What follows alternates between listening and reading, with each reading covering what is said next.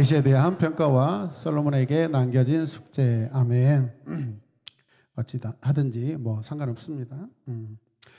오늘은 두 가지의 큰 이렇게 단락을 가지고 주제를 대한 말씀을 함께 나누도록 하겠습니다. 먼저 열왕기에서 다윗에 대한 평가를 하고 있는데요. 자, 14장 8절과 15장 5절 말씀을 우리가 보시면, 다윗의 가문으로부터 왕국을 쪼개어서 내게 주었지만 너는 내 종 다윗처럼 살지 않았다. 다윗은 내 명령을 지키고 내가 보기에 어떻게 해요? 올바르게 행동하였으며 마음을 다해서 나를 따랐다라고 평가하고 있고요. 자, 15장 5절 읽겠습니다. 다윗은 주님께서 보시기에 올바르게 살았고 햇사람 우리아의 사건 말고는 그 생애 동안 주님의 명령을 어긴 일이 없었다. 아멘. 이 두 성경 본문이 다윗에 대한 이 평가를 아주 정확하게 하고 있습니다. 다윗은 마침내 왕으로서 40년의 통치를 마치고 이 세상을 이제 떠납니다. 사무엘하 5장 4절 5절 말씀을 보시면, 다윗은 30살에 뭐가 되어서? 왕이 되어서 몇 년 동안? 40년 동안 어떻게 해요? 다스렸다. 그는 어디에서? 헤브론에서 7해 6달 동안 유다를 다스렸고 7년 6개월, 그리고 예루살렘에서 30년 동안 온 이스라엘과 유다를 다스렸다라는 것이죠. 드디어 통일 이스라엘을 이렇게 왕이 되었다라는 것입니다. 여러분, 다윗은 지난번에 우리가 들은 말씀이죠. 그 곁에 하나님의 선지자를 평생 죽을 때까지 곁에 둠으로써 말씀과 벗하며 살았습니다. 아멘이죠. 왜 이렇게 했을까? 구약 성경에서 하나님께서 어떤 사람과 어떤 가문과 또 어떤 개인과 우리가 약속을 맺었다라고 할 때 언약이라고 하기도 하고, 또 다른 말로는 계약이라고 하기도 합니다. 언약은 엄밀히 말하면 하나님의 말씀으로 선포된 어떤 규칙들이죠. 그것을 약속해 주시는 것이죠. 하신 말씀으로 존재하는 것입니다. 그런데 계약은 어때요? 백성과 직접 체결하는 훨씬 더 친밀한 관계에서 이루어진 그런 행위를 말합니다. 여러분, 다윗이란 사람은 사람들과의 관계에 굉장히 존중했던 사람입니다. 무엇보다도 하나님의 마음에 맞는 왕이었습니다. 사도행전 13장 22절에 보면은, 자, 보십시오. 사도 바울이 이렇게 고백합니다. 자, 같이 읽어요. 그 다음에 하나님께서는 사울을 물리치시고 다윗을 그들의 왕으로 세우시고 증언하여 말씀하시기를, 내가 이새의 아들 다윗을 찾았으니 그는 내 마음에 드는 사람이다. 그가 내 뜻을 다 행할 것이다 하셨습니다. 네.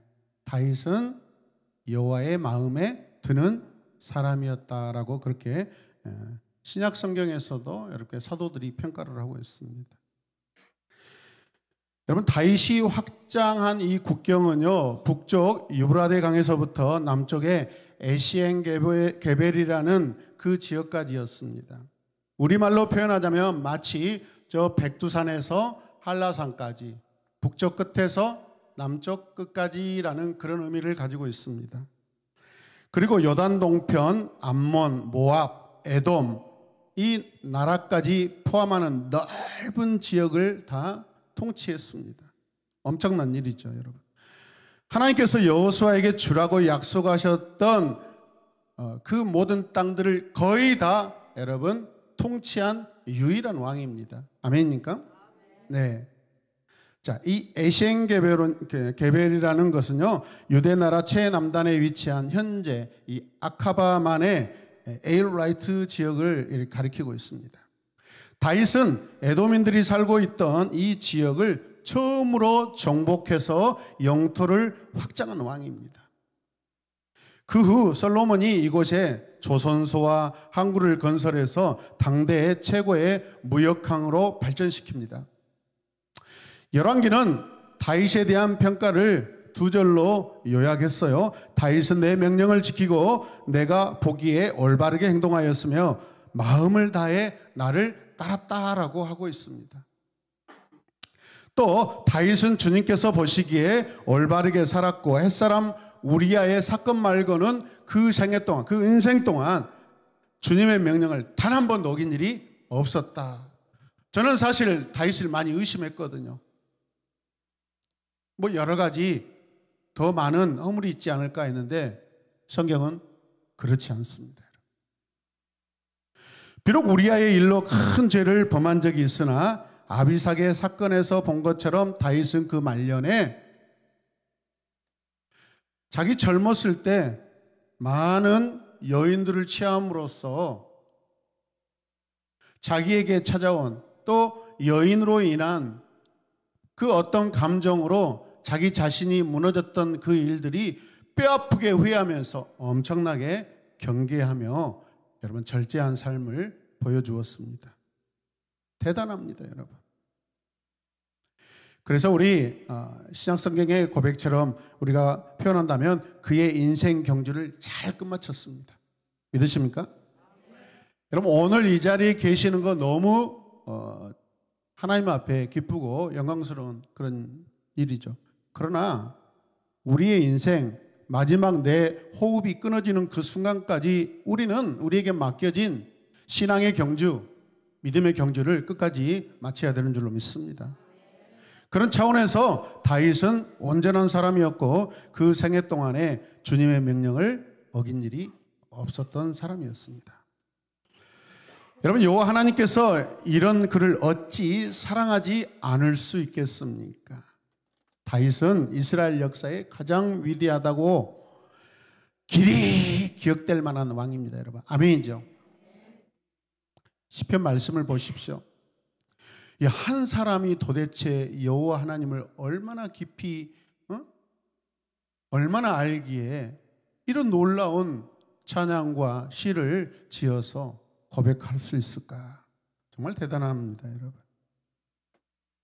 그러나 그의 위대한 삶의 출발은 다윗 자신이 아니라 같이 처음 들겠습니다. 시작. 그러나 그의 위대한 삶의 출발은 다윗 자신이 아니라 그가 평생 함께 살아온 하나님께 있다고 알 수 있습니다. 아멘, 아멘. 다윗이 잘합니다. 하나님을 사랑합니다. 그러나 그 인생이 마지막 마침표를 잘 찍고 또 그렇게 평가받을 수 있던 것은 하나님께서 함께 하시기 때문에 가능했다라는 것입니다. 임마누엘 하신 것입니다, 여러분. 아멘이죠? 어릴 적 사울에게 골리앗과 싸우러 나가겠다고 여러분 간청했습니다. 요청했습니다. 그때 다윗의 그 마음, 그 마인드는요, 그의 삶의 평생의 기둥이 됩니다, 여러분. 그 어렸을 때 블레셋의 그 어마어마한 그 장수, 여러분 그 장수 앞에 섰을 때 얼마나 여러분 두려울 수 있잖아요. 그런데 하나님을 의지함으로 그 앞에 섰던 것입니다. 그 마음의 기둥이 다윗의 평생에 세워졌다라는 것을 기억하시길 바랍니다. 사무엘상 17장 34절 말씀 읽겠습니다. 내가 아버지의 양을 칠 때 사자나 곰이 와서 양 새끼를 움켜가며 몽둥이를 가지고 뒤따라가서 그 입에서 새끼를 구해냈습니다. 또 그 사자나 곰이 나에게 덤벼들면 내가 그 수염을 잡고 쳐 죽였습니다. 내가 사자와 곰도 죽였는데 살아계신 하나님을 모욕하는 저 이방 블레셋 사람을 못 죽이겠습니까? 아멘. 사자나 곰처럼 내가 반드시 그를 죽이고 말겠습니다. 아멘. 내가 사자와 곰의 발톱에서 구원하신 여호와께서는 저 블레셋 사람에게도 아멘. 좋다 가거라. 여호와께서 너와 함께 하시기를 원한다. 이게 역대기 또 사무엘 또 역대상에서 다윗을 평가하는 내용들입니다. 다윗은 이러한 삶을 살다가 하나님의 품에 안겼습니다.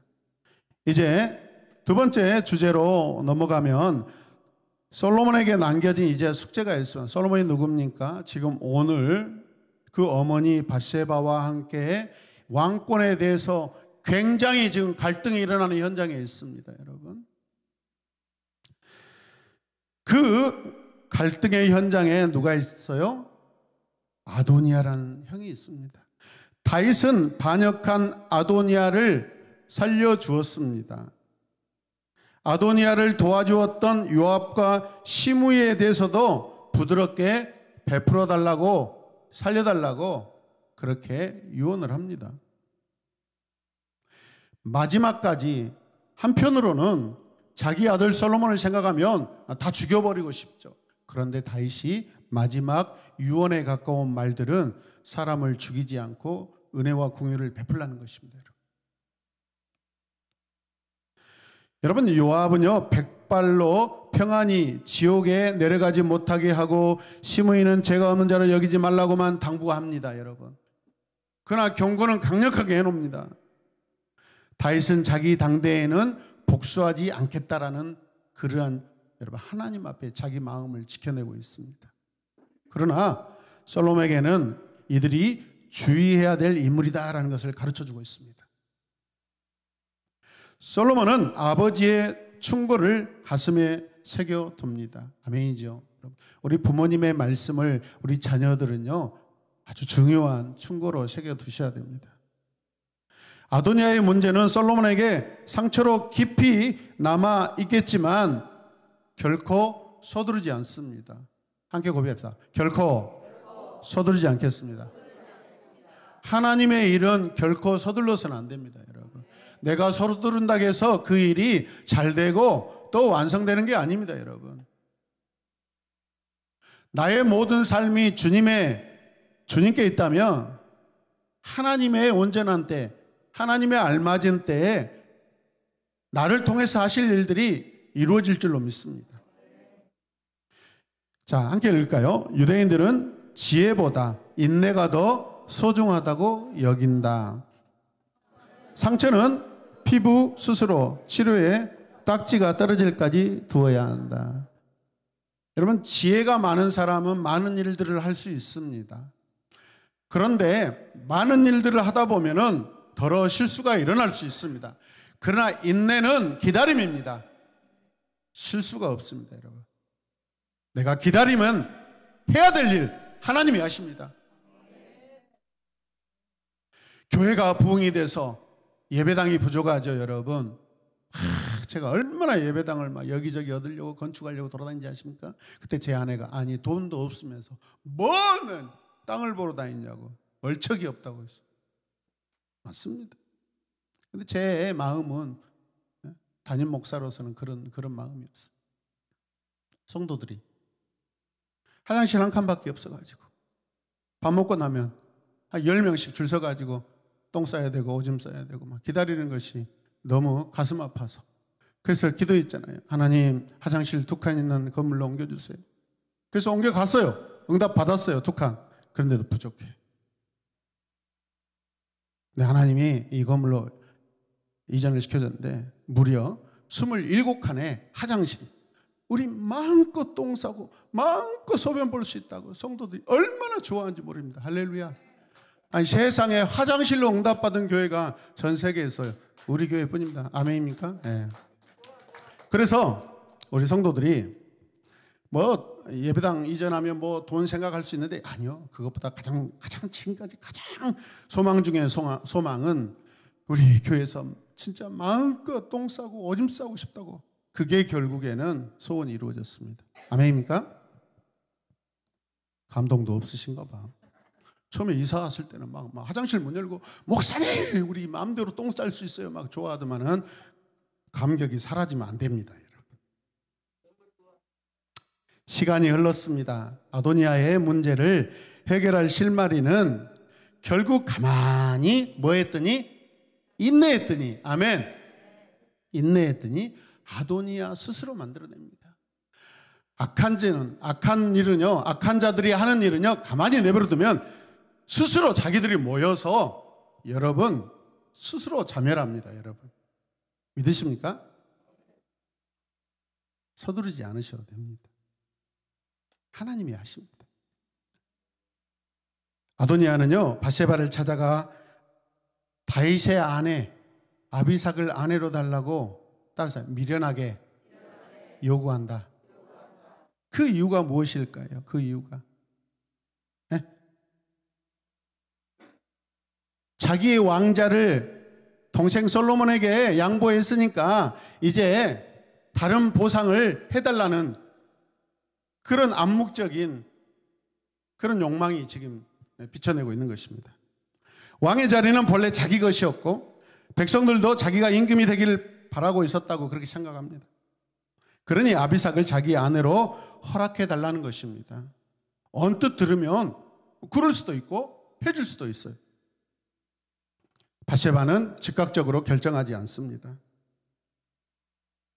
밧세바는 이 일을요 아주 큰 일로 생각하지 않고 그냥 작은 일로 생각합니다.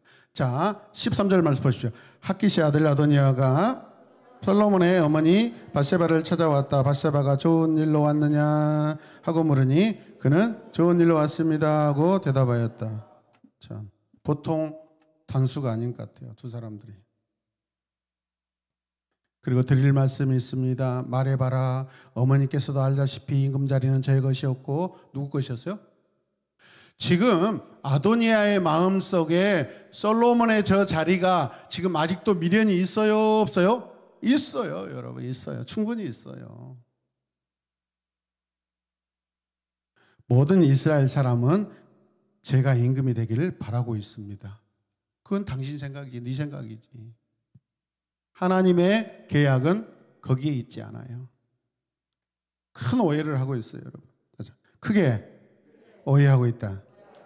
네.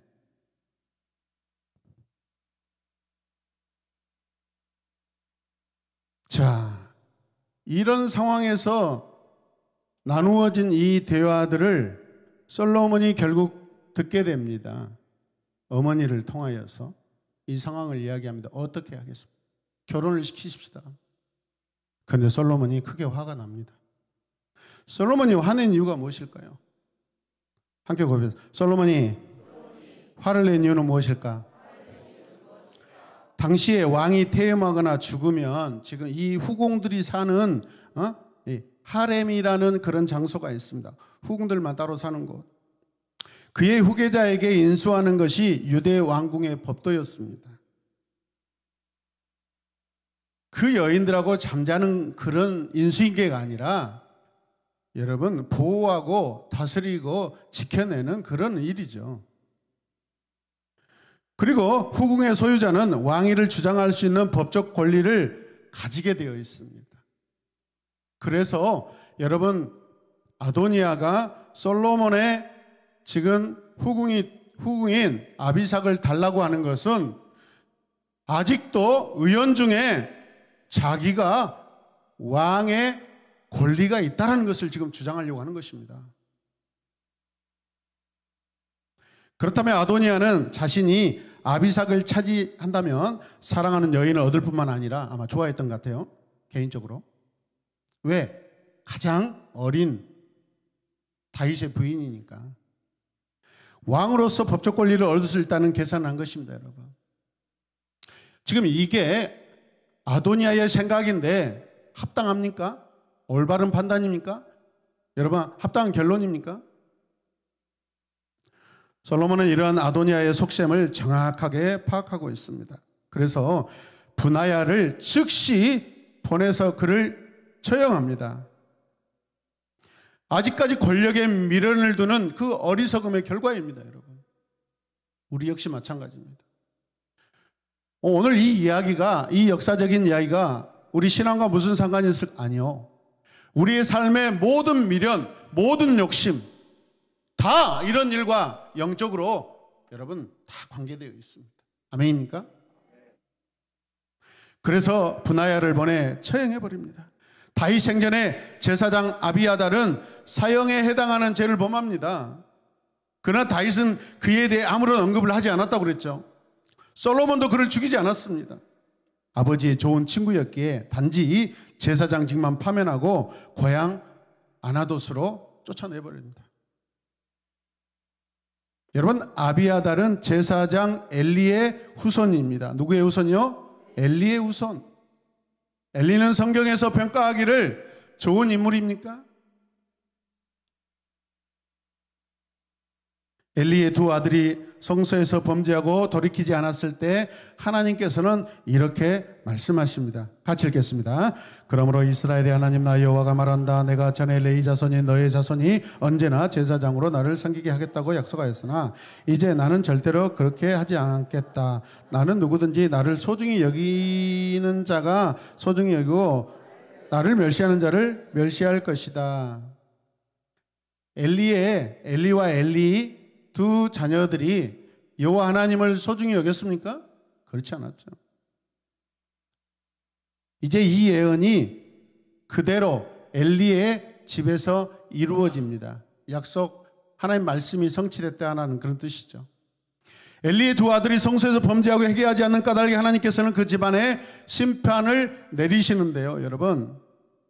그런데 아이러니하게도요, 이 아나돗이라는 이 땅은요, 선지자 에레미야의 고향입니다.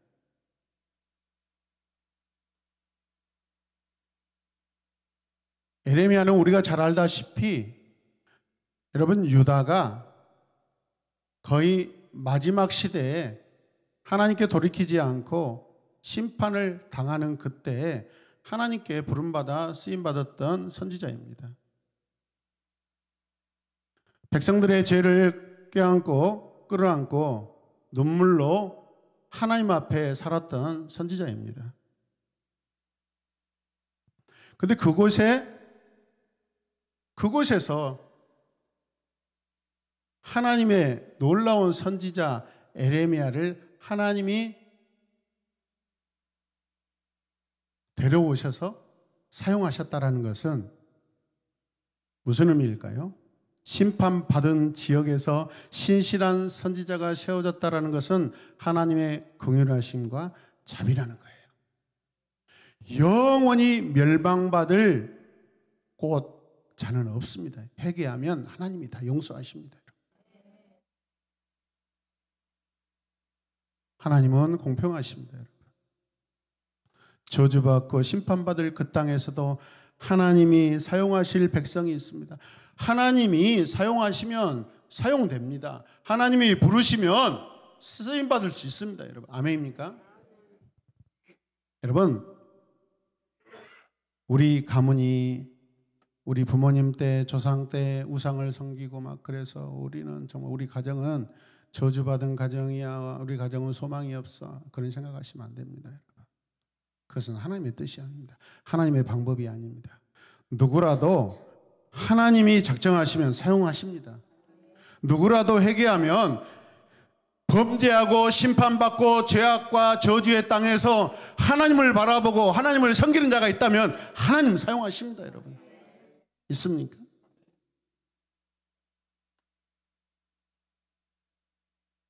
이 엘리의 가정에 대한 예언은요, 솔로몬 시대에 제사장 이 아비아달의 가문이 무너지면서 말씀이 이루어집니다. 성취가 됩니다. 이제 제사장 아비아달의 자리에 결국 누가 올라갑니까? 이제 사독이라는 사람을 임명함으로 사독 제사장 가문이 시작됩니다. 할렐루야. 어떤 학자들은 신약성경에 사두개인이라고 하는 이 사람들이 사독의 후손이 아닐까라고 그렇게 해석하는 분들도 들어 있습니다. 이 사독의 후손들이 주전 587년 예루살렘이 멸망할 때까지 제사장직을 이어갑니다. 할렐루야. 아도니아의 죽음에 대한 소식을 들은 요압은요, 성전에서 도망해 어떻게 해요? 제단의 뿔을 붙잡습니다. 그러나 죽음을 피할 수가 없었어요. 죄 없는 사람의 피를 흘린 죄값이었습니다. 솔로몬은 처음에 시므이를 용서해 줬습니다. 단지 예루살렘에 집을 짓고 그것에서 머물면서 떠나지 말라고 했습니다. 그런데 어떻게 해요? 가택 연금을 해놨는데 두 종이 다른 지역으로 떠나가지고 그 종들을 데려오려고 여러분 경계를 이탈하게 됩니다. 누구의 잘못이에요? 시므의 잘못이죠. 지역을 벗어난 행동으로 인하여서 여러분 결국은 심판을 받게 되는데, 솔로몬의 경고를 잊었던 것일까요? 아니면 무시했던 것일까요? 결국 그의 어리석음이 죽음을 자초한 것입니다. 상황을 보면 도망간 자기 두 종을 여러분 데리러 간 것은 그냥 우리가 세상적으로는 큰 문제 삼을 일도 아니겠다라고 합니다. 그런데 어떻게 해요? 이 일은 떠나지 말라고 하는 것은, 경계를 넘어가지 말라고 하는 것은 왕과 함께 약속했던 계약이고 언약입니다, 여러분. 우리에게 주어진 사소한 그런 약속일지라도 하나님과 관계되었다면 반드시 지켜내야 되는 줄로 믿습니다. 요압은 다윗을 도와 왕국을 세운 건국 충신입니다. 30년 동안 다윗을 도와 하나님 나라를 평안하게 이끌어온 군대 총사령관이었습니다. 동시에 그는 다윗의 조카이기도 합니다. 그런데도 다윗은 그를 제거하도록 솔로몬에게 유언합니다. 아마도 다윗은 요압의 마음의 중심을 알았던 것 같아요. 그러죠, 우리 인간 관계 이렇게 하다 보면 굉장히 불편하신 분들이 있습니다. 언젠가는 무슨 일을 저지를 것 같아요. 언젠가는 사고 칠 것 같아요. 조심하셔야 됩니다. 분별하셔야 됩니다. 기도하셔야 됩니다. 할렐루야. 그 어려울 때 나의 결정보다는 하나님께 묻고 여러분 결정하는 그런 영적인 좋은 습관을 가지시길 바랍니다. 요압은 진실하지 못했습니다. 공적인 일과 사적인 일을 구분하지 못하고 감정에 치우칩니다. 정의롭지 못해서 신뢰할 수 없는 사람이라고 판단받은 것입니다, 여러분. 그 이유는 이전에 다윗의 충직한 아브넬과 아마사를 죽여버렸던 일로 인하여 이렇게 된 것입니다. 솔로몬이 자기 아버지의 왕위를 이어받자 나라의 기틀이 어떻게 됩니까? 튼튼하게 잡혀갔다라고 성경이 말씀하고 있습니다. 다윗의 생애를 마무리하는 마지막 문장입니다.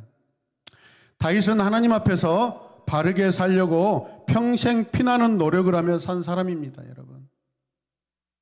우리가 다윗처럼 살 수 있을까요? 어렵습니다. 그러나 우리가 성령을 의지하고 하나님을 사랑한다면 가능합니다, 여러분. 아멘이죠? 가능합니다. 그 결과 많은 결점에도 그는 하나님께 인정받은 사람이 되어서 많은 복을 받았습니다. 그럼에도 다윗은 한 가지 씻을 수 없는 죄악의 씨를 자녀들에게 남겨놓았습니다. 자, 열왕기상 1장 6절 다시 읽겠습니다. 그의 부친 다윗은 어찌하여 그런 일을 하느냐고 한 번도 누구에게? 아도니아에게 묻지 않았다.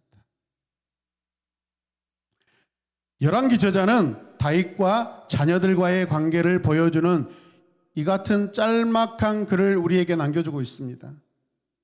여러분, 다윗의 삶에서 보인 약점으로 인해 자녀들 간에 암투가 일어나고 있습니다. 나중에도 암투가 일어납니다. 전쟁이 일어납니다. 죽고 죽입니다. 자녀들 안에서 그 죄악의 씨가 자라게 되었습니다.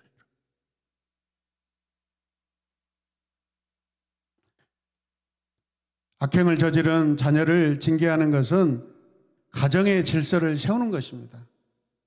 교회나 가정이나 하나님이 세우신 공동체입니다. 거짓말하고 욕심을 부리고 시기하고 질투하는 자녀가 있다고 생각해 보십시오. 그 자녀가 가정 안에 한 가족으로 사는 것은 지옥과 같은 일입니다. 반드시 징계하셔야 됩니다. 아멘입니까? 우리 부모님들 피를 토하는 심정으로 자녀들이 성경을 읽지 않고 말씀 묵상하지 않고 예배를 드리지 않고 기도하지 않으면 어떻게 해야 될까요? 징계해야 됩니다. 징계. 아멘입니까? 나의 성격이 어찌하든지 나의 스타일이 어찌하든지 그것이 중요한 게 아닙니다. 내 자녀를 올바른 자녀로 양육하고 훈련하고 기르는 기준은 하나님의 계약이고 하나님의 말씀입니다. 부모의 기준과 판단이 아닙니다.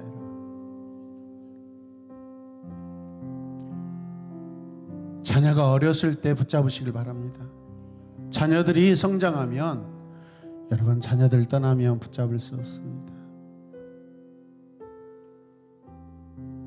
저는요 매일마다 제 자녀들이 바르게 살기를 기도하면서 해야 될 것을 하지 않으면 제가 카톡을 보냅니다. 게으른 상태로 살고 있는 자녀, 하나님 앞에 나태한 관계로 살고 있는 자녀를 가만히 방치한다고 해서 그 자녀를 위하고 그 자녀를 사랑한다는 것이 아니라는 것을 기억하시길 바랍니다. 성경에 보십시오. 위대한 하나님의 사람이 자녀들이 다 망가집니다. 여러분, 가정을 말아먹습니다. 국가를 말아먹습니다. 피를 토하는 심정으로. 하나님이 내게 맡기신 자녀를 말씀 앞에 세우고 신앙 앞에 세우고 거룩 앞에 세우고 경건 앞에 세우시길 바랍니다. 안타깝습니다. 마음이 아픕니다. 우리 앞에 남겨진 하나님 나라를 우리가 어떻게 해야 할까요? 우리가 이 시간 기도할 때 진짜 정직하게 솔직하게 하나님께 돌아오지 않고 있는 내 자녀들 우리 붙들고 기도하길 원합니다. 회개하면서 기도합시다. 하나님의 긍휼을 있게 해달라고 이 시간 다 함께 주님의 이름 부르며 기도하겠습니다. 주여 주여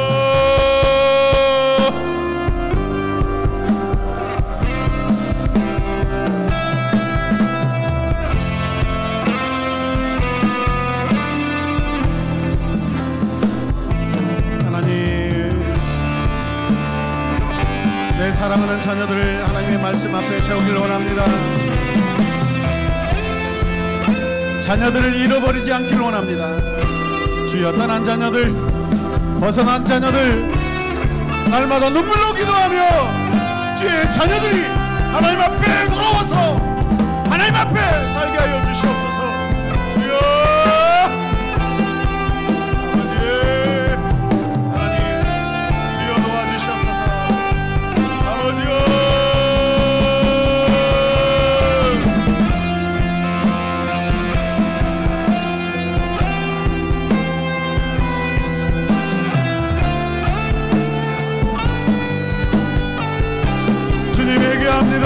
주님 회개합니다.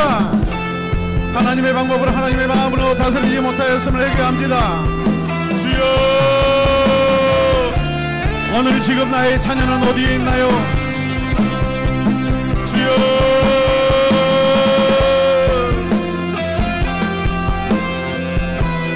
긍휼히 여겨주시옵소서. 불쌍히 여겨주시옵소서. 우리 부모들을 불쌍히 여겨주시옵소서. 내 자녀를 불쌍히 여겨주시옵소서. 주여,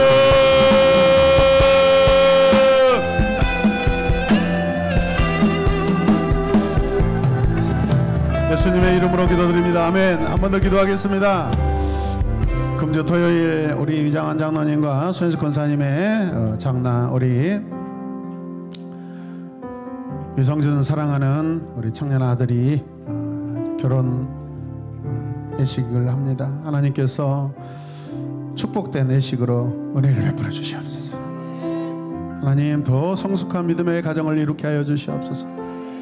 아름다운 믿음의 가정이 이루어서 하나님 나라가 확장되게 하여 주시고 하나님의 기쁨 되게 하여 주시고 하나님 준비하는 모든 시간 가운데 성령이 충만하게 주여 은혜를 베풀어 주시옵소서. 부모님과 양가 부모님과 양가 자녀들 하나님 하나 되게 하여 주시옵소서. 기쁘고 감사한 시간이 되게 하여 주시옵소서. 또 예식 시간에 하나님 모든 찾아오는 모든 분들과 함께 하나님의 말씀으로 은혜 예배를 드리게 하여 주시옵소서. 우리 함께 기도하겠습니다. 주여, 주여.